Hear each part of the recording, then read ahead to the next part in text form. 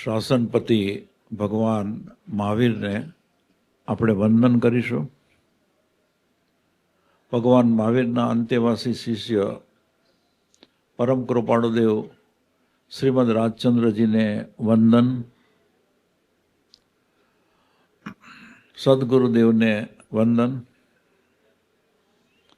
સ્વાધ્યાયની શુભ શરૂઆત કરતાં પહેલાં બ્રહ્મનિષ્ઠ મીનળબેન છે એ સ્તુતિ લેશે, પછી આપણે સ્વાધ્યાય લઈએ.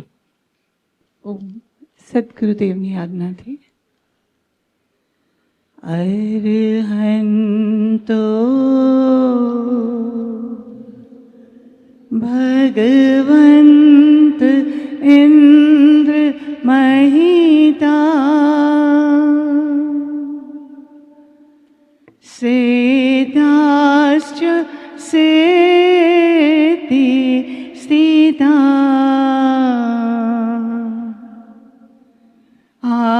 આચાર્ય જન શાસનો નતિ કરા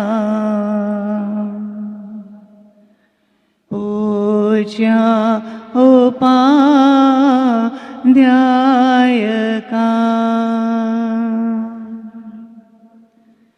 શ્રી સિદ્ધાંત સુપાઠકા મુનિવરા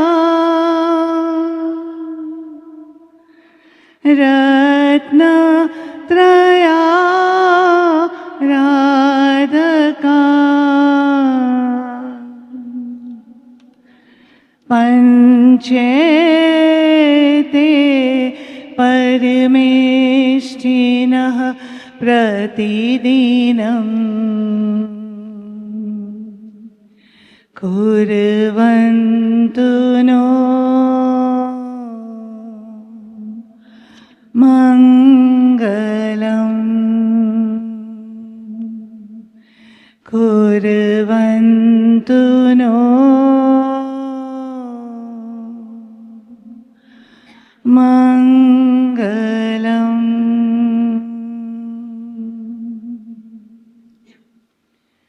મહાદેવ્યા કુક્ષિરત્નમ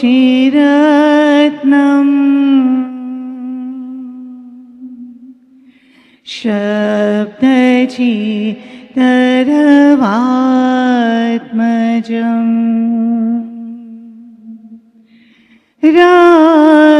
રાજચંદ્ર મહં વંદે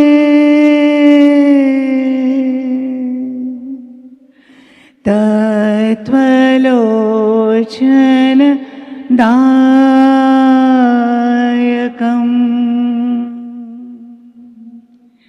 પ્રભુ તત્વલોચન દાયકમ.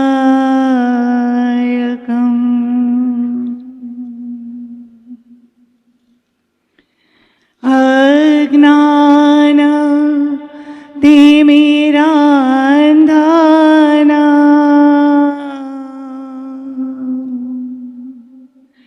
જ્ઞાનાંજન શલાકયા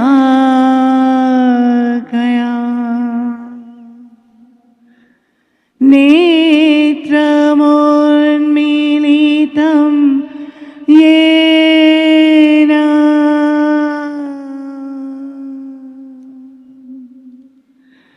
તસ્મૈ શ્રી ગુરવે નમઃ. તસ્મૈ શ્રી ગુરવે નમઃ. ઓમ. ચારુબેન નાની મોટી તપશ્ચર્યા તો સતત કર્યા કરતા હોય છે, પણ આ વખતે તો વર્ષી તપની આરાધના કરી. આખું વર્ષ જે આરાધના કરવી એ તો ખરેખર ઘણું બધું કઠિન છે, અને છતાં જેને મનોબળ બળવાન છે, સંકલ્પ એકદમ બળવાન છે અને અંતઃકરણથી એવો નિશ્ચય કરે કે મારે વર્ષી તપની આરાધના કરવી છે, તો એનું મનોબળ છે ને એ આરાધના પૂરી કરાવરાવે છે. એ આરાધના કરતાં નાના મોટા પ્રોબ્લેમ્સ આવે, મુશ્કેલી આવે, તકલીફ આવે, પણ જ્યાં મનોબળ મજબૂત છે ને ત્યાં એ બધી મુશ્કેલીઓ દૂર થતી જાય.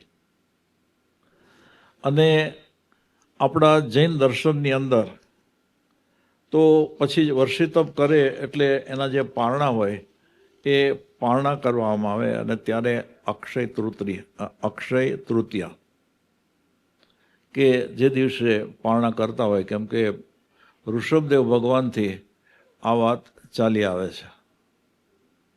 અને ઋષભદેવ ભગવાનને થયાને તો કેટલો સમય ગયો અને છતાંય આ આરાધના એક ધારી સતત ચાલુ જ રહી છે.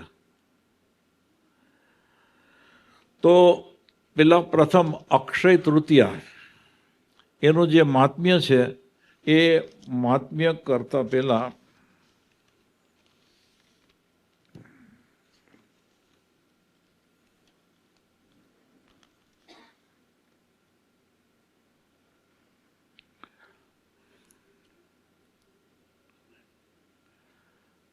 આમ એક અક્ષય તૃતીયાના અનુસંધાનની અંદર જ ઋષભદેવ ભગવાનની વાત દર્શાવતો લેખ છે કે વિશ્વના તમામ ધર્મોએ કર્મ વિજ્ઞાનને કોઈને કોઈ રીતે માન્ય કર્યું છે, પરંતુ જૈન ધર્મની કર્મ ફિલોસોફી એ અતિ સૂક્ષ્મ અને ગહન છે.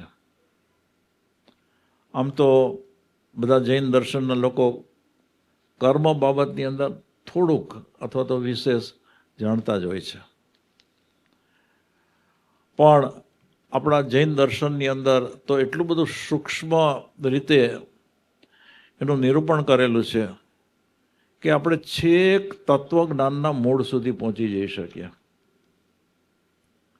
તો આ કર્મ તત્વ જ્ઞાનને હૃદયસ્થ કરનારો વ્યક્તિ ગમે તેવા દુઃખોમાં દીન ન બને, ગમે તેવા સુખમાં લીન ન બને, પાપમાં પીન ન બને, તો એ ધર્મની અંદર ક્ષીણ ન બને. એટલે કે સતત એનું ધર્મનું આરાધન ચાલુ જ રહે. મુખ્ય 8 કર્મ છે, તેના પેટા વિભાગ 158 છે. વિરાટ ઇન્ડસ્ટ્રીનું સંચાલન સુપર કોમ્પ્યુટર કરે છે. હવે આ કમ્પેરિઝન આવે છે ને એટલે આ વર્તમાન વાત છે, સુપર કોમ્પ્યુટરની વાત આવી. અને તેમ વિરાટ સંસારનું સંચાલન કર્મ કોમ્પ્યુટર કરે છે. આયુષ્ય કર્મ સિવાયના 7 કર્મ જીવને સતત બંધાયા જ કરે છે.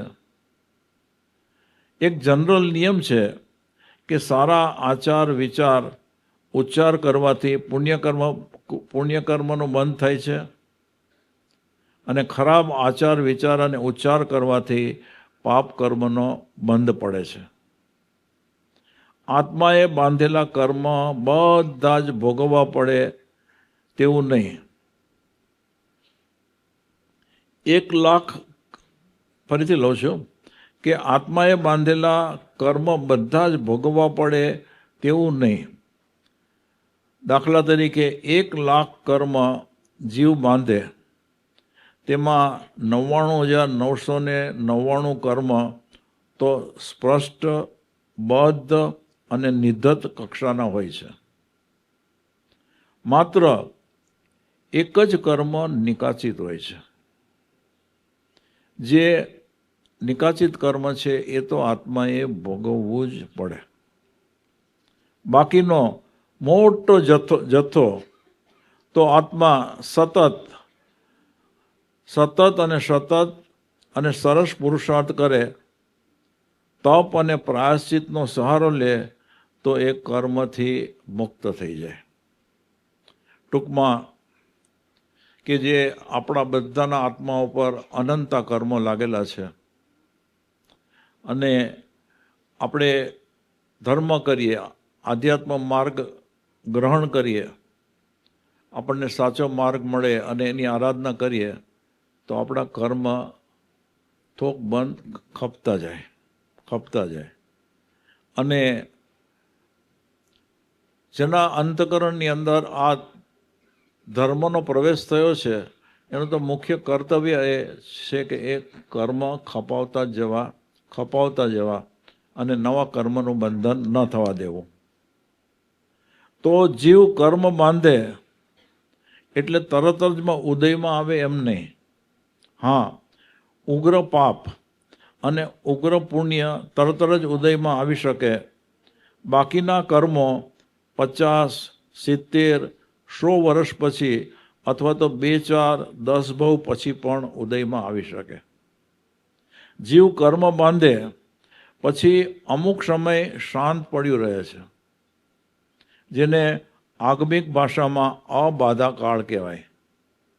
કર્મ એક પ્રકારનો ટાઈમ બોમ્બ છે.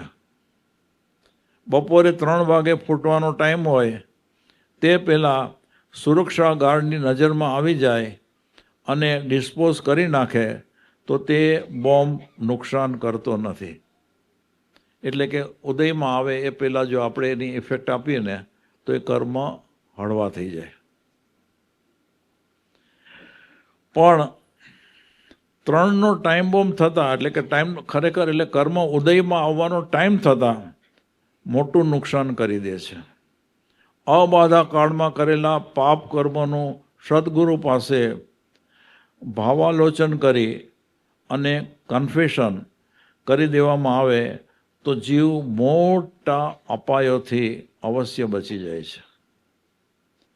ભવ આલોચનાથી તે કર્મ બધા એકદમ હળવા થઈ જાય છે, અથવા તો આપણે ઓલો ફટાકડો ફૂસ થઈ જાય ને એમ કર્મ ફૂસ થઈ જાય.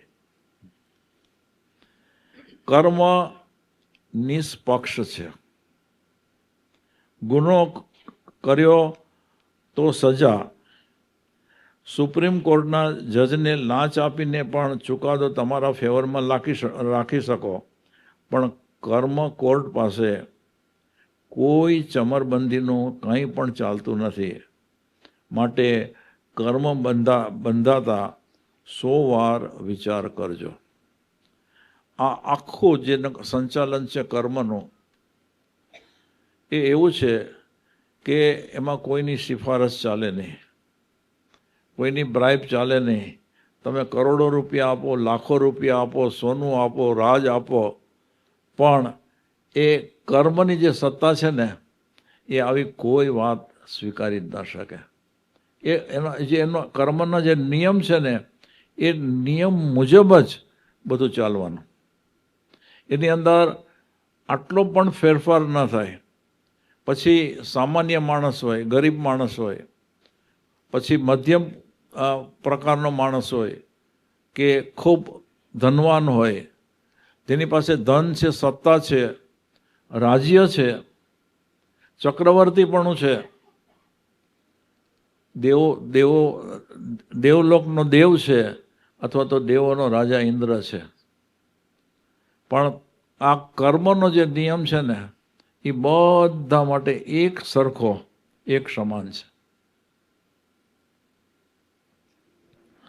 હવે દાખલો બળવાન શું આપે છે કે પ્રભુ મહાવીર સ્વામીજીના આત્માએ મરીચી તરીકેના 3જા ભાવમાં કુળ મદ કર્યો, પોતાના કુળનો મદ કર્યો કે અમારું કુળ કેવું. મારું કુળ ઉત્તમ કહી અને ખૂબ નાચ્યા અને કૂદ્યા, જેના કારણે અનેક ભવોમાં ભિક્ષુ કુળમાં ઉત્પન્ન થવું પડ્યું. છેલ્લા 27મા ભવમાં માત્ર 82 દિવસ બાકી રહ્યા હતા. તે વસૂલ કરવા પ્રભુ મહાવીરને કર્મસત્તાએ દેવનંદા બ્રાહ્મણીની કોક્ષીમાં પણ મોકલી આપ્યા. ભગવાન મહાવીરને પણ કર્મો જે બાંધ્યા તો એને ભોગવવા પડ્યા. એક નાનો અહંકાર જો પ્રભુ મહાવીરને પણ ન છોડે તો પછી સત્તા, સંપત્તિ, સૌંદર્યનો અહંકાર કર્યો, શીલ રક્ષા માટે જબરજસ્ત ફાઇટ કરવી પડી અને અંતે જીત થઈ. ફરીથી લઉં છું જરા અનુસંધાન જોડવા માટે કે એક નાનો અહંકાર જો પ્રભુ મહાવીરને પણ ન છોડે તો પછી સત્તા, સંપત્તિ, સૌંદર્યનો અહંકાર કરી અને આપણે ક્યાં જઈશું? આ વાત ખૂબ વિચારવા જેવી છે. અયોધ્યાના મહારાજા બનવાને બદલે શ્રી રામે 14 વર્ષ વનવાસી બનવું પડ્યું.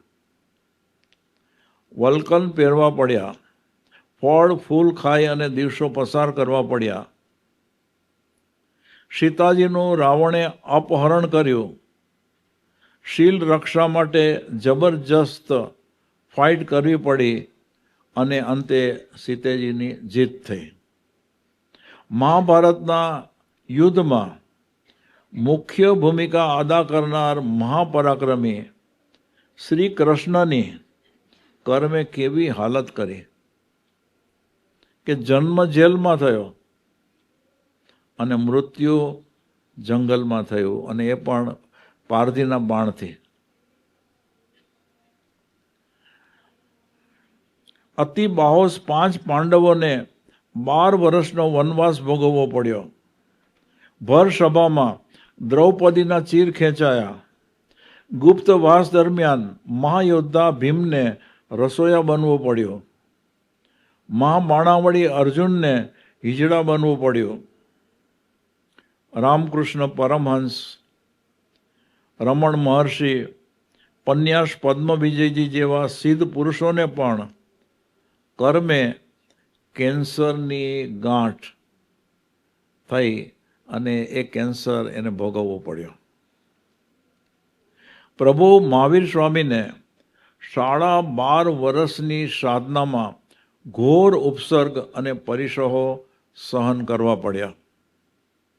વેદ અને પુરાણ ગ્રંથોમાં જેમનું નામ સુવર્ણ અક્ષરે લખાયું છે એવા પ્રથમ તીર્થંકર આદિનાથ પ્રભુને પણ દીક્ષા દિવસથી સળંગ 400 દિવસ અન્ન અને પાણી વિના ચૌહારા ઉપવાસ કરવા પડ્યા.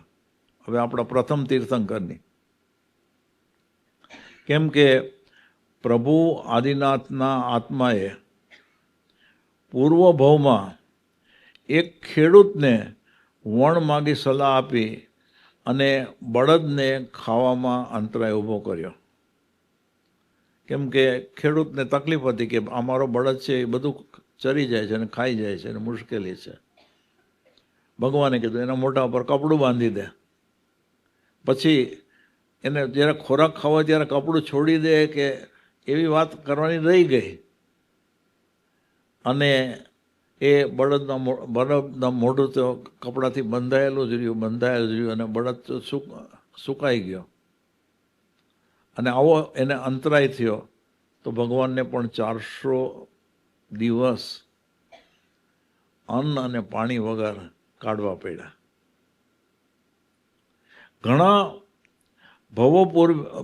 ઘણા બધા ભવો પૂર્વે આદિનાથ પ્રભુનો આત્મા એક ગામના સરપંચ હતા. આજે મેં કથા કરી એ આની અંદર આવી જાય છે, પણ આમ રિપીટ કરું છું. કોઈનું દુઃખ દૂર કરવા સતત પ્રયત્નશીલ રહેતા. ગ્રામજનોને અત્યંત પ્રિય હતા. દયા, કરુણા, સદાચાર, કૃતજ્ઞતા વગેરે ગુણો 16 કળાએ ખીલ્યા હતા. એક દિવસ એક ગામથી બીજે ગામ જતા હતા ત્યારે એક ખેડૂત બળદને મારતો હતો. દયાળુ સરપંચ શ્રી આ દ્રશ્ય જોઈ ન શક્યા. દયાભાવથી પૂછ્યું કે હે ખેડૂત, તું અબોલા પ્રાણીને શા માટે મારે છે? આ બળદ તારા ખેતરમાં આ અબોલ બળદ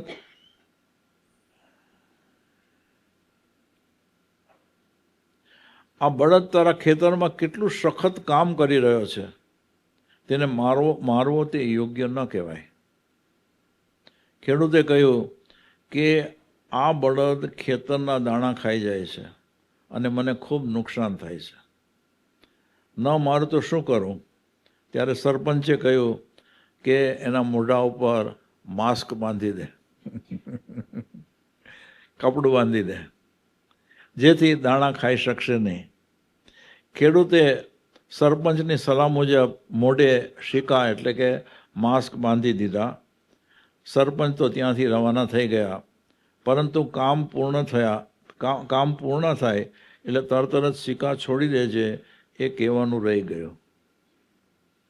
આ બાજુ ભૂખ્યા થયેલ બળદોએ ઊંડા 400 નિશાસા નાખ્યા. આ બળદને ખાવામાં અંતરાય કરવા બદલ પ્રભુ આદિનાથના આત્માએ તે અંતરાય કર્મ બાંધ્યું અને તેના પરિપાક રૂપે પ્રથમ તીર્થંકર આદિનાથ પ્રભુને દીક્ષા પછી સળંગ 400 દિવસ સુધી ભોજન અને પાણીનો અંતરાય થયો. શ્રેયાંશ કુમારને, હવે આ પ્રભુના જે પારણા શ્રેયાંશ કુમારે જે કરાવ્યા એની વાત આવે છે કે શ્રેયાંશ કુમારને મંગળકારી સ્વપ્ન સંકેત થયો.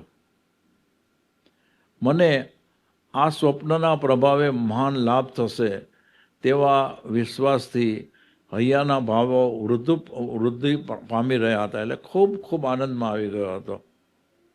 એ જ વખતે ઉદ્યાન પાલકે રાજકુમાર શ્રેયાંશને વધામણી આપી કે પ્રભુ આદિનાથજી આપણા નગરમાં પધાર્યા છે. શ્રેયાંશે ઉદ્યાન પાલકને લખલૂટ ભેટનું ધર્યું. ખાલી આ સમાચાર આપ્યા એમાં એને કેટલી બધી ભેટ આપી. રાજમહેલના ઝરૂખામાંથી કરોડો દેવોથી પૂજાતા સત્કાર કરાતા પ્રભુને જોતા જોતા જ શ્રેયાંશ કુમાર ભૂતકાળના સ્મરણમાં ડૂબી ગયા. ઉહાપો થયો, પૂર્વ ભવો યાદ આવી ગયા અને પ્રભુ સાથેના 8 ભવનો સંબંધ યાદ આવી ગયો શ્રેયાંશ કુમારને. નગરના લોકો પ્રભુને હીરા, મોતી, માણેક, સોનામોરો ધરી રહ્યા છે, પણ પ્રભુ એની સામે પણ જોતા નથી. શ્રેયાંશ કુમારને ખ્યાલ આવી ગયો કે પ્રભુને નિર્દોષ ભિક્ષાની જરૂરત છે, હીરા, મોતી, માણેકની નહીં. રાજમહેલમાંથી ઉતરી અને શ્રેયાંશે પ્રભુના ચરણોમાં ભાવભરી વંદના કરી. ભિક્ષા લેવા પધારો, પ્રભુ પધારો, મારું આંગણું પાવન કરો, એ પ્રમાણે આજીજી કરી. તે સમયે એક ખેડૂત શ્રેયાંશ કુમારને ભેટનું ધરવા ઇક્ષુ રસ ના 108 ઘડા આપી ગયેલો હતો, લાવેલો હતો. એટલે ફરી શ્રેયાંશ કુમારે વિનંતી કરી અને આ નિર્દોષ ઇક્ષુરસનો લાભ આપો, આ રંકનો ઉદ્ધાર કરો, એમ ભગવાનને વિનંતી કરી. શ્રી આદિનાથ પ્રભુએ બંને હાથની અંજલિ કરી. આમ હસ્તકમળમાં એક પછી એક ઇક્ષુરસના ઘડા શ્રેયાંશ કુમાર વરાવતા ગયા. પ્રભુએ 400 દિવસના ઉપવાસનું ઇક્ષુરસથી પારણું કર્યું. દેવોએ 5 દિવ્ય પ્રગટ કર્યા અને એ દિવસ હતો અક્ષય તૃતીયાનો વૈશાખ સુદ ત્રીજ. ભારતભરના હજારો વર્ષી તપના આરાધકોએ શ્રી આદિનાથ પ્રભુના આલંબન લઈ અને વર્ષી તપની શરૂઆત કરેલી છે. એટલે એ સમયથી, અને તે 20 એપ્રિલ અખાત્રીજના દિવસે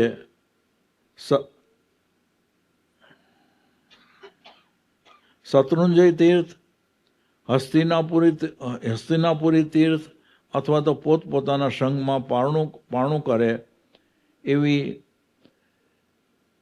એક પ્રથા ગોઠવાઈ ગઈ છે અને મોટાભાગના તપસ્વીઓ એ રીતે પારણા કરતા હોય છે. તો આમ આટલી ટૂંકી વાત કે જેની અંદર કર્મથી શરૂ થયું અને ભગવાન મહાવીરના અને બીજા અનેક દાખલાઓ આપવામાં આવ્યા અને જીવ જેવા ભાવ કરે એવા એને કર્મના બંધન થાય. આ બધી વાત આપણને કેટલી બધી પ્રેરણા આપે છે કે આપણા જીવનની અંદર પણ આપણે અજ્ઞાન ભાવની અંદર અનાદિકાળથી અનંતા કર્મોના બંધન તો કરીએ છીએ અને સહજ રીતે એ કર્મ જ્યારે ઉદયમાં આવે ત્યારે આપણે કાં તો સુખે ને કાં તો દુઃખે ભોગવતા જ હોઈએ છીએ. સુખે ભોગવવાનું બહુ ઓછું છે અને દુઃખે ભોગવવાનું વિશેષ રહેતું હોય છે. તો જે જીવ હળુકર્મી છે અને એને આ કર્મના બંધનને કાપવા છે, ઘટાડવા છે, ઓછા કરવા છે અને આત્મકલ્યાણ સાધી અને પછી બધા કર્મના બંધનથી મુક્ત થઈ અને મોક્ષે જવું છે. એ જીવને માટે થઈને આ તપ જે તપ છે એના ટોટલ 12 પ્રકાર, 6 બાહ્ય તપ અને 6 અભ્યંતર તપ. પણ આ તપ જેમાં બાહ્ય તપથી જે કર્મની નિર્જરા થાય છે એના કરતાં અભ્યંતર તપથી અનેક ગણી નિર્જરા થાય છે. તો એ 12 પ્રકારના તપ એ પણ ભગવાને જ નિરૂપિત કર્યા અને જીવોના કલ્યાણને માટે એ તપ બતાવ્યા અને એ પ્રથા એકધારી સતત ચાલુ જ છે. તો ને આખું વર્ષ એની તપશ્ચર્યા ચાલતી હોય. કોઈ 1 અપવાસે પારણું કરે, કોઈ 2 અપવાસે પારણું કરે, કોઈ એકાસણાના વર્ષી તપ કરે, એમ અલગ અલગ પ્રકારે બધા પોતપોતાની રીતે આ આરાધના કરતા હોય છે. અને જે લોકોને બરાબર ખાતરી છે, ખ્યાલ છે કે હું જે આ તપશ્ચર્યા કરું છું એ મારા કર્મને ખપાવવા માટે કરું છું, એવો જેને ખ્યાલ છે એ તો પછી આખું વર્ષ એટલી બધી જાગૃતિ રાખે કે ન રાગ થવા દે કે ન દ્વેષ થવા દે. બસ મારે તો કર્મનો ભૂક્કો જ બોલાવવો છે એવી ભાવનાથી. તો જે મેં વાત કરી કે બાહ્ય તપ અને આંતર તપ, અને એ જે આંતર તપ છે એમાં સૌથી વધુમાં વધુ કર્મની નિર્જરા કયા તપથી થાય? આ વર્ષી તપ વગેરે તપથી તો થાય જ છે, પણ સૌથી વધુ નિર્જરા કયા તપથી થાય? તો કે ધ્યાન. જે તપ એવું છે કે કર્મની નિર્જરા આમ થોક બંધ થાય છે અને એમાં પણ ધ્યાનમાં પણ જેને મિથ્યાત્વની ગ્રંથિને છેદી નાખી છે, સમ્યક દર્શન પ્રગટ કર્યું છે, શુદ્ધ ભાવમાં આવ્યો છે અને એ શુદ્ધ ભાવમાં એટલે કે આત્મભાવમાં સ્વભાવ ભાવમાં રહી અને તપ કરે છે ને એના કર્મો તો થોક બંધ ખપતા હોય. અને એમ કહેવાય છે કે જ્ઞાની છે એ શ્વાસોશ્વાસમાં અનંતા કર્મોની નિર્જરા કરે છે અને જે અજ્ઞાની મોહથી ભરેલો જીવ છે એ શ્વાસોશ્વાસમાં અનંતા કર્મોનું બંધન કરે છે. આ બંનેનો સમન્વય, અને એ સમન્વય કરી અને રાગ દ્વેષ ન થાય એની જો સતત જાગૃતિ રાખે તો ઘણા બધા કર્મો ખપતા જાય. પણ એક લક્ષ્ય રાખો કે મારે કોઈ પણ રીતે મિથ્યાત્વને દૂર કરવું છે, મારે અજ્ઞાનને દૂર કરવું છે. અને જ્યારે શુદ્ધ ભાવમાં આવશે અને ત્યારે એ જે તપ હશે ને, એ તપ કેવું હશે કે એ જીવ જો ખરેખર સાચી આરાધના કરે ને તો 3 ભવની અંદર મુક્ત થઈ શકે ને, એટલી આરાધના એ આ શરીરથી કરી શકે. આપણા હાથમાં જે શરીર છે ને એનાથી કરી શકાય. અને પરમ કૃપાળુ દેવ શ્રીમદ રાજચંદ્રજી તો એકા અવતારી હતા.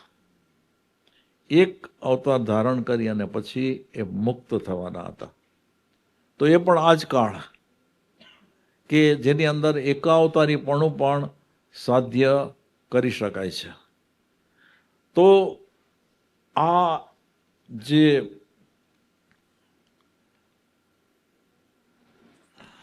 અક્ષય તૃતીયા એનું મહાત્મ્ય આપણા જૈન દર્શનની અંદર ખૂબ આપ્યું અને એ આપણે જોયું. એ ઉપરાંત પણ આ દિવસ કેટલો બધો મહાન છે, મહત્વનો છે, એ આપણે જોઈએ.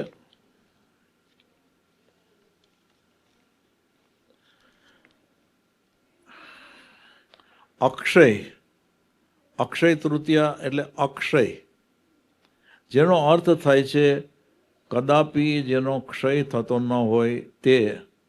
વૈશાખ માસ શુદ્ધ ત્રીજના દિવસે અખાત્રીજ આવે છે. જ્યોતિષ શાસ્ત્રના અનુસાર આ તિથિનો મહિમા એ છે કે દરેક તિથિઓની વધઘટ ચંદ્રમા અને નક્ષત્રોની ગતિ ઉપર આધારિત છે. જો ચંદ્રમાની કળા વધે તો તિથિમાં વધારો થાય અને ઘટે તો તિથિમાં ઘટાડો થાય. એટલે પંચાંગમાં ઘણીવાર 2 તિથિ કે તિથિનો ક્ષય જોવા મળે છે, જ્યારે વૈશાખ શુદ્ધ ત્રીજ અક્ષય છે. તેથી બધા જ ધર્મોમાં આ તિથિ ધર્મ અને શુભ કામો માટે ઉત્તમ ગણાય છે.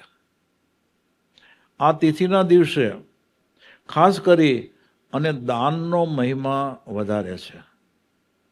કારણ કે હવે અલગ અલગ રીતે જે એના મહિમા છે અલગ અલગ પ્રકારના, એમાંનો દાનનો મહિમા પણ દર્શાવ્યો કે વધારે છે. કારણ કે એ દિવસે કરેલું દાન ઉત્તમ ધાર્મિક કર્મ બને છે. તે મહાફળદાયી હોય છે, જેનું ફળ જન્મોજન્મ મળતું રહે છે. કોઈ પણ શુભ કર્મ માટે ઉત્તમ મુહૂર્ત આ તિથિના દિવસે વણ જોયું હોય છે. બસ આ તિથિના દિવસે મુહૂર્ત કાંઈ જોવાનું હોય જ નહીં. આપણે ગમે તે સમયે આપણા સારા કાર્ય, શુભ કાર્ય કરી શકીએ. આ તિથિના દિવસે પ્રભુ શ્રી જગન્નાથજીના રથનો પૂજા વિધિ અને ચંદન યાત્રા નીકળે છે. ઉત્તરાખંડમાં 4 ધામના કપાટ ખુલે છે.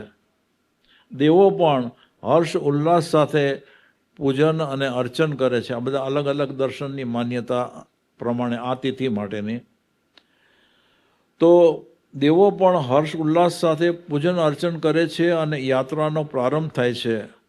જૈન ધર્મના તીર્થંકર પ્રભુ આદિનાથે કઠિન તપશ્ચર્યા બાદ આજના દિવસે પારણા કર્યા હતા. આ દિવસનું દાન સોનાની કોદાળી અને રૂપાના હળથી ખેતર ખેડી અને મોતીના બીજની વાવણી કર્યા બરાબર છે. અને એનાથી શું મળે તો કે આપણે જે વાવણી કરેલા દાણા હોય ને એના કરતાં 1000 ગણા વધુ આપણને દાણા મળે છે. એવી આ તિથિની મહત્તા છે. પછી ભગવાન પરશુરામનું પ્રાગટ્ય, આ એક વાત. પછી સુદામા અને શ્રી કૃષ્ણની મુલાકાત, એ આ જ દિવસે થઈ. પછી કુબેર ભંડારીની નિમણૂક. બધાને આમ તો કુબેરમાં રસ થોડો વધારે હોય અને મોટા ભાગના લોકોને આ કુબેરની વાત આવે એટલે એમ થઈ જાય કે આપણે જરા આ અજમાવી જોઈએ, તો એ વાંચી લો. આ દિવસે ભગવાન શિવે કુબેરને સ્વર્ગના ખજાનજી તરીકે નિયુક્ત કર્યા હતા. આથી અક્ષય તૃતીયાના દિવસે નવી આર્થિક શરૂઆત, રોકાણ કે સોનું ખરીદવાની પરંપરા છે, જેથી કુબેર દેવના આશીર્વાદ કાયમને માટે જળવાઈ રહે છે. મહાભારત ગ્રંથના લખવાની શરૂઆત આ દિવસથી થઈ. પછી મા અન્નપૂર્ણાનું પ્રાગટ્ય એ પણ આ જ દિવસે થયું.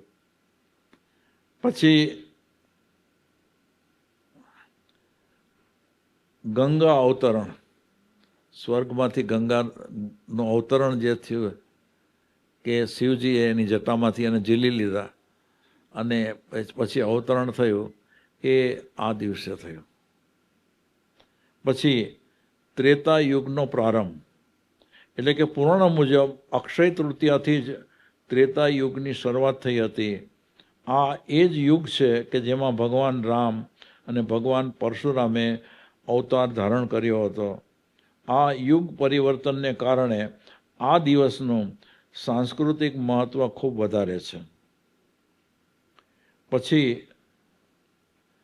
અક્ષય પાત્રનું વરદાન.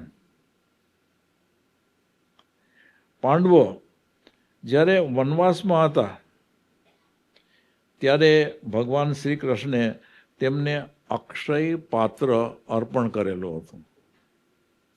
આ પાત્રની ખાસિયત એ હતી કે એમાંથી ભોજન ક્યારે પણ ખૂટે નહીં. આ ઘટના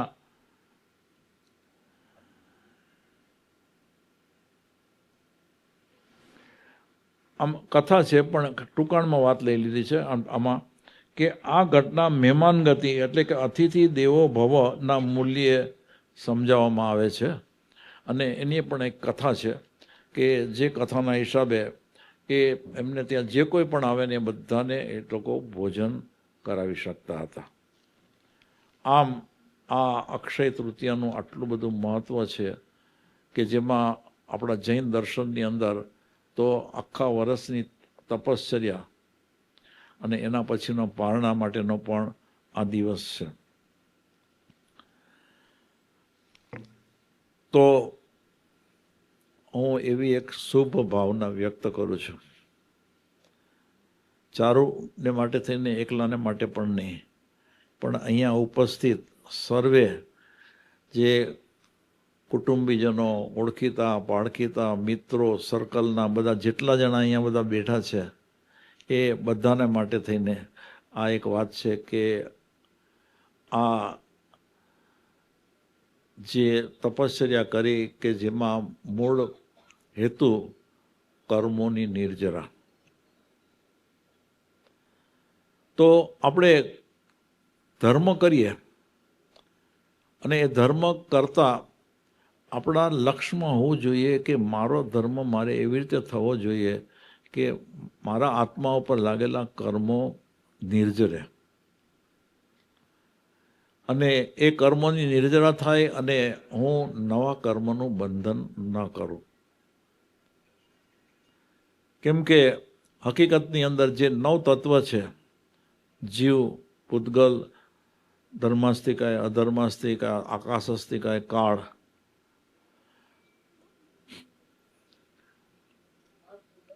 આ જે નવ તત્વ છે, એ જે નવ તત્વ છે એ નવ તત્વની જે સમજણ, કે જે સમજણ એવી છે કે આ બધી વસ્તુ જોઈ અને જે આપણું આત્મદ્રવ્ય છે કે જે આખા લોકની જે રચના થઈ છે એમાં 6 દ્રવ્ય છે, એમાંનું આપણું આત્મદ્રવ્ય કે જે આપણે બધા એના ધારક છીએ.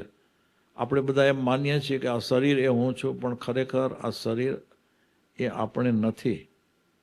શરીરમાં બેઠેલો એ આત્મા એ જ આપણું સાચું સ્વરૂપ છે, પણ આપણે એને ભૂલી ગયા છીએ, અનાદિકાળથી ભૂલી ગયા છીએ. અને એ જે આત્મા છે એને જે અન્ય 5 દ્રવ્યો છે, ધર્માસ્તિકાય, અધર્માસ્તિકાય, આકાશસ્તિકાય, કાળ અને પૂતગલ દ્રવ્ય, આ બધાથી છૂટો પાડવાનો છે આરાધના કરીને.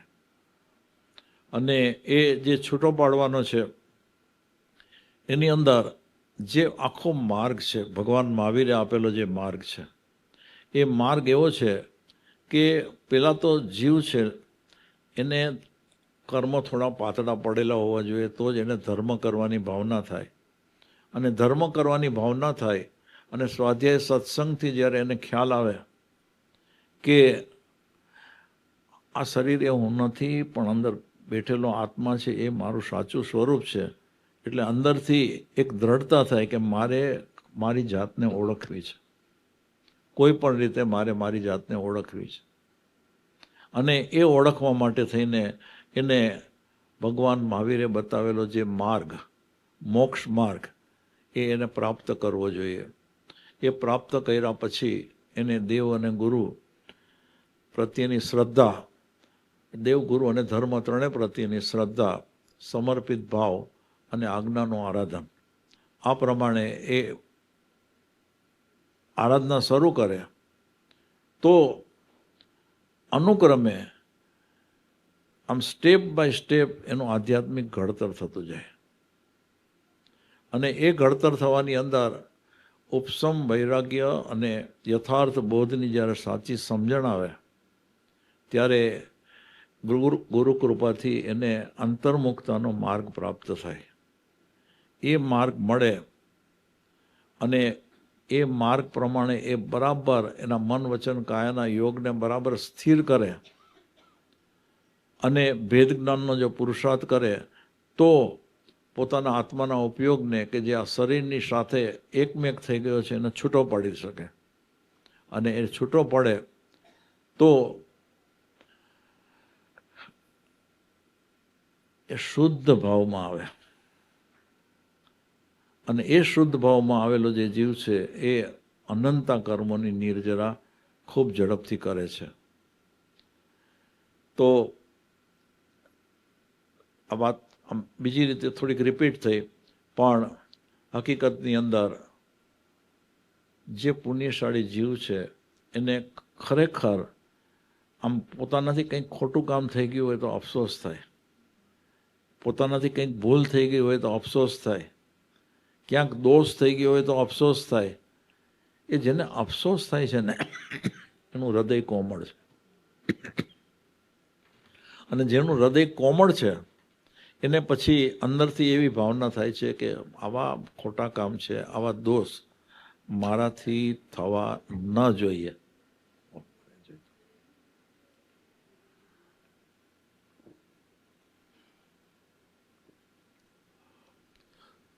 એટલે એટલી બધી જાગૃતિ એની વધી જાય કે એ વિષય અને કશાય ભાવો તો થવા જ ન દે, અથવા તો બીજી રીતે કહીએ તો રાગ અને દ્વેષ ન થવા દે,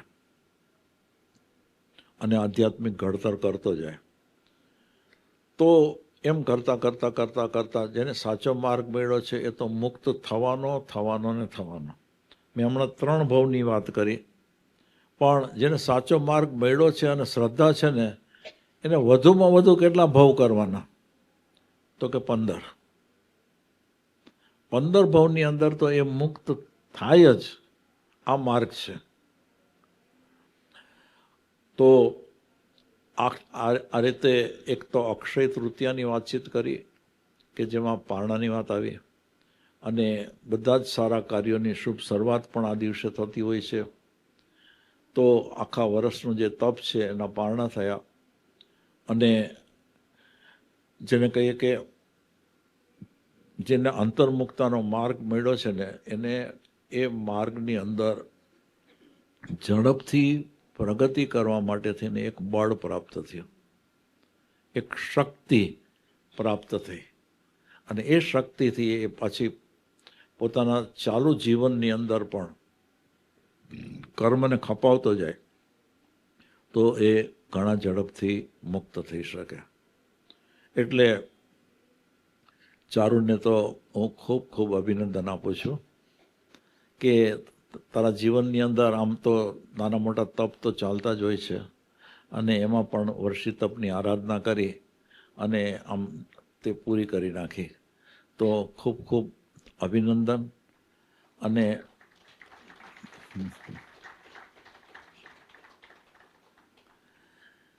ચારુની આરાધના થાય ને એની અંદર બધા કુટુંબીજનોએ પૂરેપૂરો સપોર્ટ કર્યો છે. ને તો બધા કુટુંબીજનો કે છે નહીં થાય ને રહેવા દો ને આમ કરો ને આમ કરો ને ઢીલા પાડી દે. પણ એ કુટુંબીજનોનો જે સપોર્ટ છે ને એ પણ ઘણી મોટી વાત છે. એટલે આપણે તો કુટુંબીજનોને પણ અભિનંદન દેવા તો બહુ જરૂરી છે. અને આપણે અહીંયા જેટલા જણા બેઠા છીએ એમાંથી આપણે બધાએ આમાંથી પ્રેરણા તો લેવાની જ છે કે આપણે પણ કર્મનો ભાર હલકો કરતા જ જવાનો છે, કરતા જ જવાનો છે. અને જેમ જેમ કર્મ આત્મા ઉપરથી ઓછા થશે ને એમ એમ સાચી વસ્તુ શું છે ને એની સાચી સમજણ આવશે. અને એ રીતે જીવ પોતાનું જીવન ધર્મમય અથવા તો આધ્યાત્મમય બનાવી શકશે. તો એ રીતે આપ સર્વેને પણ આ બધી પ્રેરણાની ખૂબ સારી રીતે પ્રાપ્તિ થાય એવી શુભેચ્છા સાથે અહીંયા હું મારી વાત પૂરી કરું છું. સદગુરુ દેવ કી જય.